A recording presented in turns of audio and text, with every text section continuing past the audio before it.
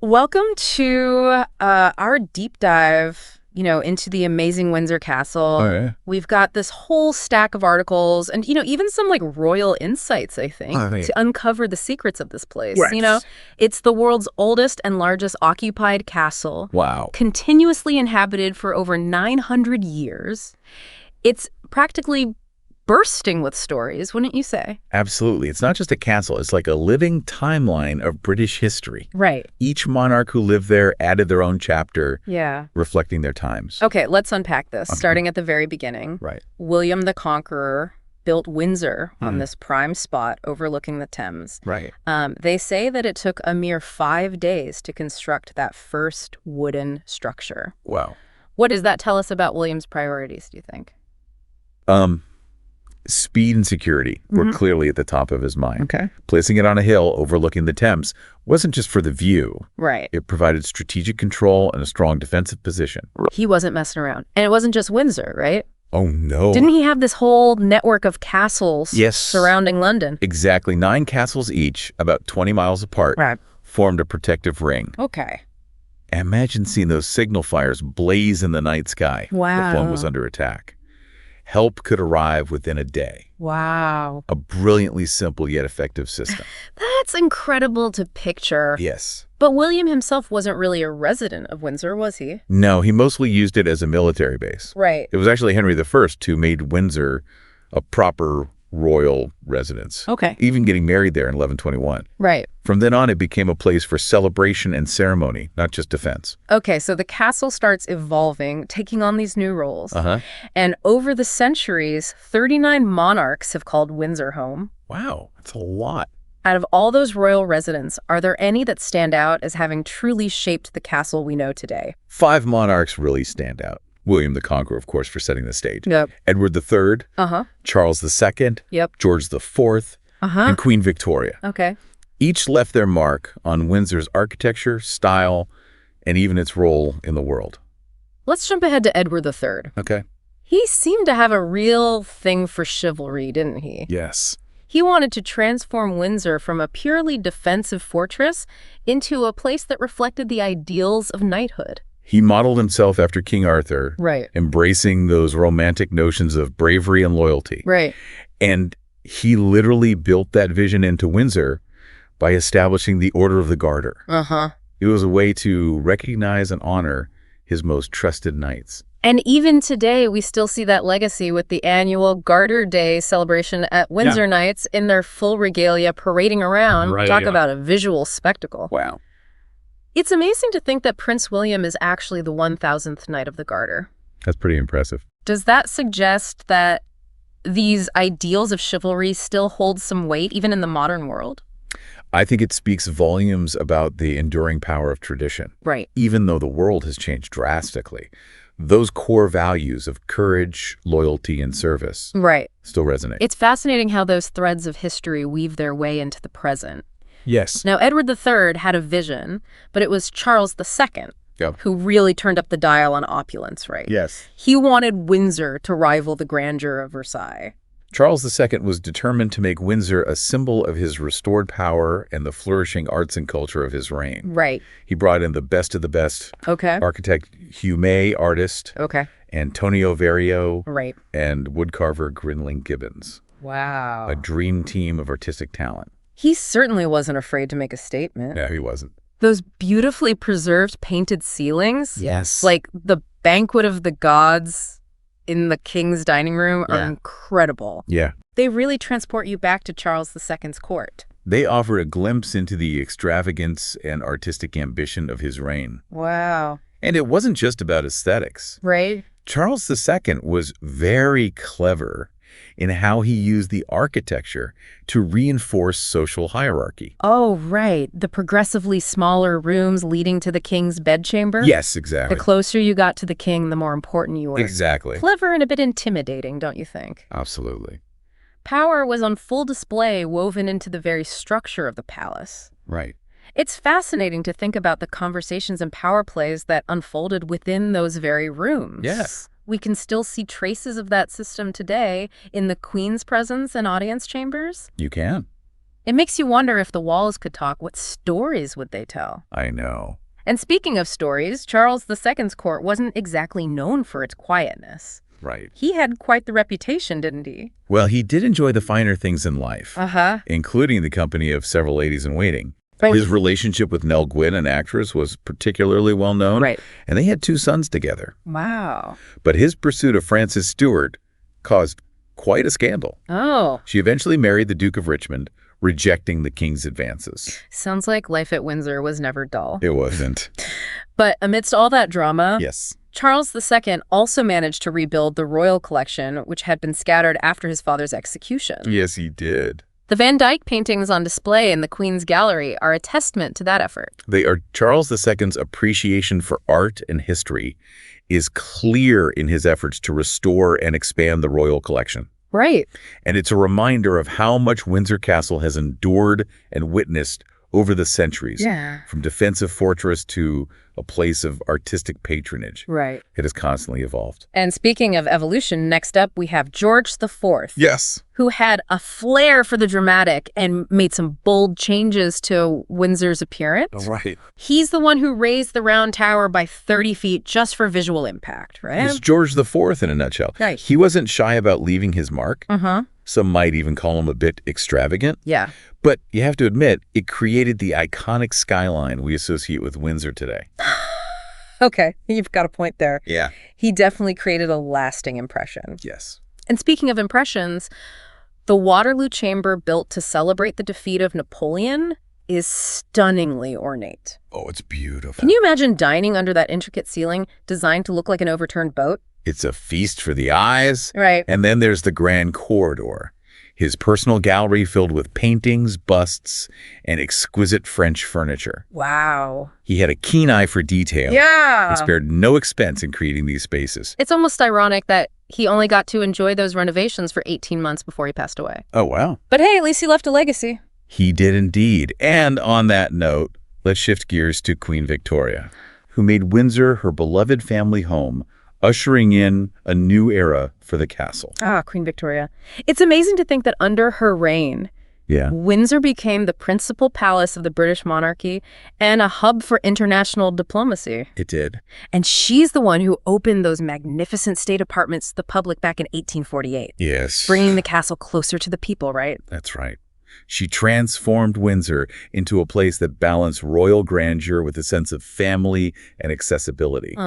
There's this wonderful painting by Sir Edward Landseer called Windsor Castle in Modern Times. Okay. It shows Queen Victoria and Prince Albert with their young daughter surrounded by their dogs, enjoying a moment of domestic bliss. It's beautiful. It's fascinating how art can give us such a personal glimpse into history. Yes. And speaking of personal touches, Prince Albert brought his own Christmas traditions to Windsor. He did. He's the reason the royal family still has decorated trees and exchanges gifts on Christmas Eve, right? Precisely. He introduced those German traditions, adding warmth and a touch of family life to the grand halls of Windsor. It's amazing to think about all the layers of history, from the grand to the personal, all intertwined within those walls. It is. But speaking of history, we can't forget about St. George's Chapel. Right. It's more than just a beautiful building, isn't it? It is. It's the spiritual heart of Windsor Castle, steeped in royal tradition and historical significance. Okay. And it's a royal peculiar, which means it's directly under the sovereign's jurisdiction, independent from the local diocese. Okay. It's a symbol of the monarch's unique relationship with the Church of England. And it's been the setting for some of the most important events in royal history. Yep. Weddings, funerals. Christenings. It's witnessed the highs and lows of the British monarchy. It has. Have you ever visited Windsor Castle? I have. It's truly awe-inspiring to stand within those walls and feel the weight of history all around you. It's a powerful experience. And within the chapel, 10 British monarchs lie buried, including Henry VIII and Charles I. Wow. Imagine the stories those tombs could tell. It gives me chills just thinking about it. And then there's the poignant reminder of a tragic royal loss. Yes. The marble memorial to Princess Charlotte, George IV's only child who died in childbirth. It's a heartbreaking story that reminds us that even within these grand spaces, human lives with all their joys and sorrows have played out. But let's move on to something a bit lighter. Shall we talk about Queen Mary's doll's house. Yes. It's a miniature masterpiece Okay. that captures the imagination and showcases the incredible craftsmanship of the early 20th century. Oh, it's absolutely incredible. It is. The largest and most famous dollhouse in the world. Wow. Meticulously crafted by Sir Edwin Lutyens. He was a good architect. It's mind-boggling to think that over 1,500 artists, craftspeople, and manufacturers contributed to its creation. Wow. And the level of detail is just astounding. It is. Right. Yeah. It's fully equipped with electricity running, water-working lifts, and even a library stocked with original miniature books by famous authors of the day. Wow. It's like stepping into a perfectly preserved time capsule. Yes. And it was originally displayed at the 1924 Wembley Empire Exhibition. Imagine that. I know. It's amazing that something so delicate and intricate was created for public viewing. It was a showcase of British craftsmanship and ingenuity, and thankfully, it eventually found its permanent home at Windsor Castle. It's truly a treasure, but sadly, even a place as grand as Windsor Castle isn't immune to disaster. Right. The fire of 1992 yes. is a stark reminder of how fragile history can be. It's hard to believe it's been over 30 years since that happened. I know. It was a stark reminder that even structures as grand and seemingly permanent as Windsor Castle are vulnerable. I remember seeing the news footage of the fire. Oh, wow. It was heartbreaking to watch as flames engulfed those historic rooms. Yes. Did you know it started with a faulty spotlight in Queen Victoria's private chapel? It quickly spread to St. George's Hall, and before long, over 100 rooms were ablaze. The destruction was extensive. Wow. 9 staterooms were completely gutted, and the damage to St. George's Hall was particularly severe. Oh, wow. But amidst the tragedy, the response was incredible. The castle staff and firefighters worked tirelessly, didn't they? They did. They managed to save countless priceless artifacts and artworks. Yes, they did. Yeah. In fact, they saved all but 2 pieces from the flames. Wow. Their quick thinking and bravery preserved a significant portion of our shared cultural heritage. It's amazing to think about those people rushing into a burning building to rescue centuries-old paintings and furniture. I know. They're the unsung heroes of that day. Absolutely. And then came the massive undertaking of the restoration project. Right. It took 5 years of painstaking work to rebuild and restore the damaged areas. And they didn't just replicate what was lost, did they? Yeah. They incorporated new elements like the lantern lobby while staying true to the historical character of the castle. Right. The new hammer beam roof in St. George's Hall is a great example. Okay. It was crafted from sustainable English oak, using traditional methods, showcasing a beautiful blend of the old and the new. It's a testament to the skill and dedication of the craftspeople who worked on the restoration. It is. And the timing of its completion couldn't have been more fitting. Yes. It coincided with Queen Elizabeth II and Prince Philip's golden wedding anniversary. It was a powerful symbol of renewal and resilience, marking a new chapter in Windsor's long history. Wow. The fire was a tragedy. Right. But it also revealed the strength and determination to preserve this incredible landmark. It's a reminder that even in the face of disaster, there's always hope for rebuilding and moving forward. There is. Now, speaking of enduring legacies, no exploration of Windsor Castle would be complete without talking about St. George's Chapel. Of course. It's more than just a beautiful building, wouldn't you say? It's a place that's woven into the fabric of British history and the monarchy. It's a royal peculiar, which means it's directly under the sovereign's jurisdiction, exempt from the authority of the local diocese. Right. It reflects the special relationship between the monarch and the Church of England. And it's been at the heart of so many royal events over the centuries, from weddings and christenings to state funerals. Yeah. It's a place where history has unfolded before our eyes. Yeah. Do you remember the wedding of Prince Harry and Meghan Markle? I do. The world was watching as they exchanged vows within those very walls. And more recently, the funeral of Queen Elizabeth II, a poignant moment that brought the nation together in mourning. Right. Those events, both joyful and somber, highlight St. George's Chapel's enduring significance. It's a place where history comes alive, connecting us to the past in a very tangible way. Yes. And within the chapel lie the tombs of 10 British monarchs, including Henry VIII and Charles I. Imagine the stories those tombs could tell. It's humbling to think about the weight of history contained within those walls. The chapel's Gothic architecture, stained glass windows, and intricate carvings create an atmosphere of awe and reverence. Yes. There's also a particularly poignant reminder of the human stories that have unfolded within the chapel walls. Right. the marble memorial to Princess Charlotte, George IV's only child, who died in childbirth. It's a heartbreaking story that reminds us that even within these grand spaces, life, with all its joys and sorrows, has played out. Right. It adds another layer of depth and meaning to our understanding of Windsor Castle. It's a reminder that history isn't just about dates and events. It's about the people who lived, loved, and lost within these spaces. Yes. Speaking of stories, we have to talk about something that truly captures the imagination. Okay. Queen Mary's doll's house. Oh, it's wonderful. It's a miniature masterpiece that offers a fascinating glimpse into the world of the early 20th century. It does. It's the largest and most famous doll's house in the world. Yes. Meticulously designed by Sir Edwin Lutyens. It's incredible to think that over 1,500 artists, craftspeople, and manufacturers contributed to its creation. Wow. They spared no detail. Oh, didn't? Everything is to scale and incredibly detailed. It's true. It has working electricity, running water, functioning lifts, Yeah. and a library filled with original miniature books by famous authors of the time.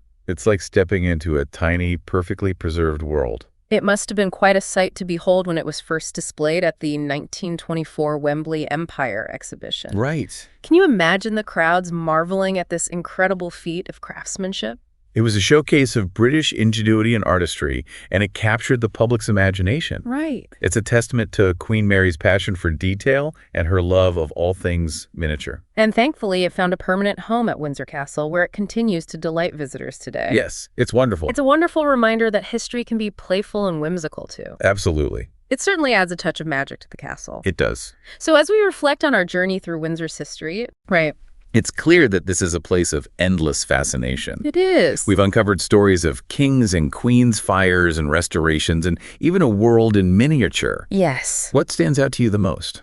I think what's truly remarkable is how Windsor Castle has managed to remain relevant and captivating for over 900 years. It's that blend of history, grandeur, Yeah. and the personal touches that make it so captivating. Yeah. It's a reminder that history isn't just about those, like grand events. Right. It's about the human stories Right. that unfolded within these walls, the laughter, the tears, the triumphs, and the tragedies. Exactly. And thinking about those human stories, Yeah. it makes you wonder, what the future holds for Windsor. Right. It's still a working royal palace, so it's not like frozen in time. Yeah. What do you think the next chapter will look like? Oh, that's a great question. Yeah.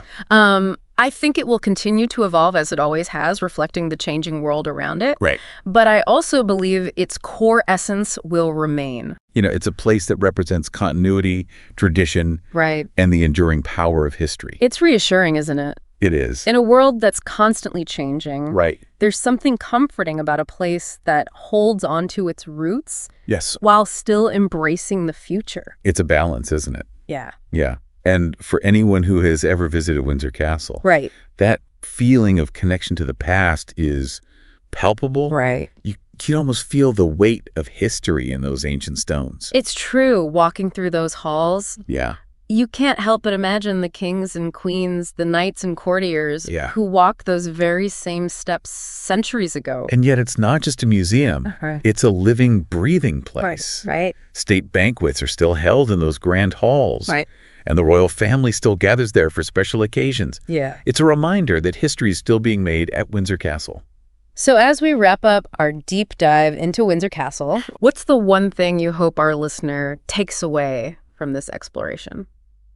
I think it's the understanding that Windsor Castle isn't just, a beautiful building or a symbol of power. Right. It's a tapestry woven from centuries of human stories. Right. It's a place that invites us to connect with the past, reflect on the present, Right. and imagine the future. Beautifully said. And who knows, maybe someday our listener will have the chance to walk through those grand gates themselves I hope so. and experience the magic of Windsor firsthand. Because there's nothing quite like standing within those walls and feeling the echoes of history all around you.